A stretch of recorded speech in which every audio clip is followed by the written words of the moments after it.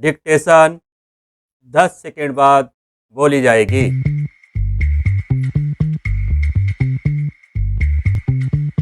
5 second. Ready, start. महोदय, बहुत पहले से ही महिलाओं को अपने अधीन रखकर पुरुष प्रधान भारतीय समाज ने उनके विकास के द्वार बंद कर रखे हैं। प्राचीन भारत में सामाजिक और राजनीतिक बदलाव के साथ साथ महिलाओं की स्थिति में भी बदलाव आता रहा है।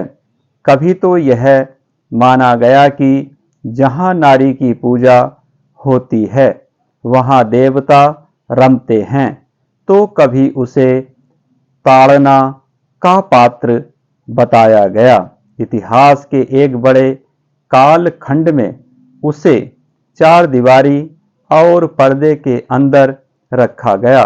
इसके बावजूद जब भी नारी को पर्दे से बाहर आकर दुनिया को देखने व समझने का अवसर दिया गया, उसने अपनी क्षमता, योग्यता और प्रतिभा का भरपूर प्रदर्शन किया।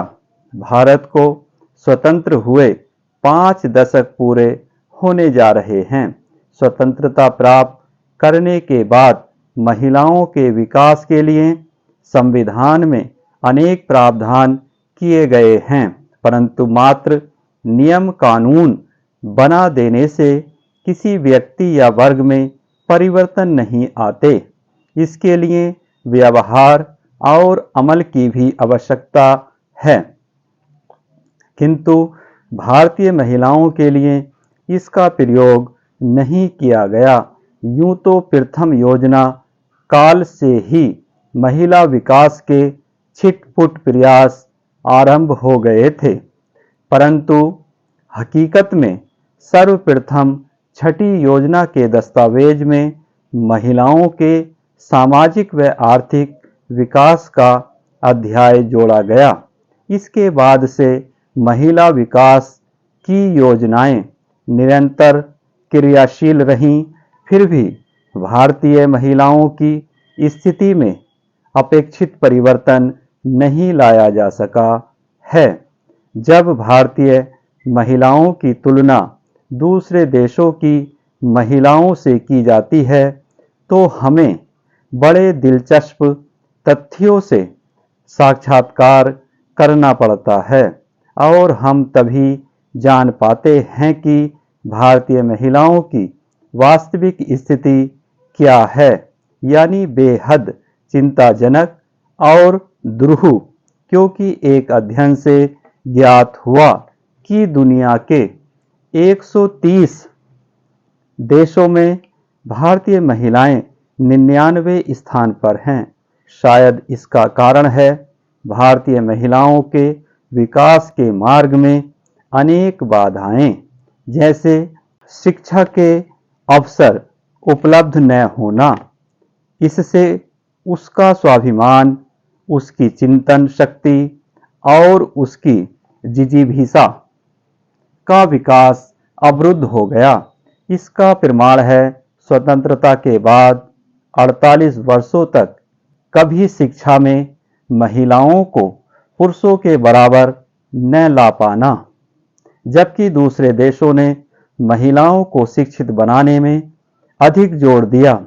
हाल ही में नई दिल्ली स्थित भारतीय विश्वविद्यालय संगठन द्वारा प्रकाशित आंकड़े बताते हैं कि हमारे देश की 15 वर्षों से अधिक आयु वाली 34% महिलाएं ही शिक्षा प्राप्त कर सकी हैं, जबकि इसराइल, स्पेन, इटली व हंगरी की 89 से 94%, श्रीलंका की 85%, चीन की 68%, ईरान की 52% तथा पाकिस्तान की 14% महिलाएं शिक्षित हैं। शिक्षा के इस अधोपतन के अतिरिक्त अल्पायु में महिलाओं का विवाह भी उनके विकास में बड़ी बाधा रही है।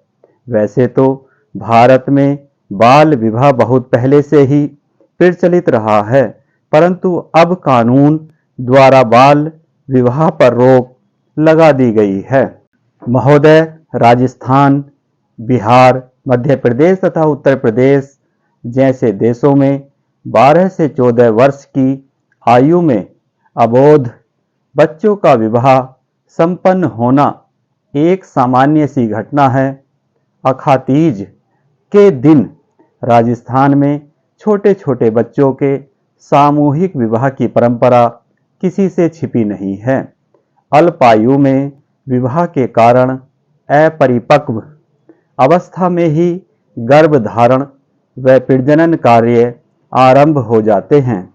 इसी कारण भारतीय महिलाओं में औसत कुल प्रजनन दर 3.4 है, जबकि जापान, इटली, स्पेन, हंगरी व कनाडा में यह दर 1.2 व 1.8 के मध्य तथा चीन, संयुक्त राज्य अमेरिका, श्रीलंका तथा इजराइल में 2 व 2.8 के मध्य पाई जाती है।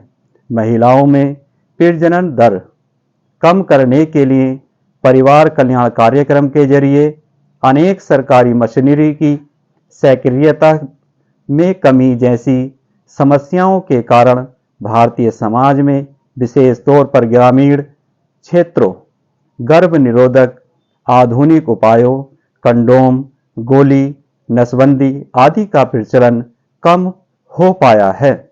जब गर्भ निरोधक उपायों का प्रचलन ही कम हो तो भला जनसंख्या वृद्धि के ग्राफ में गिरावट की आशा कैसे की जा सकती है।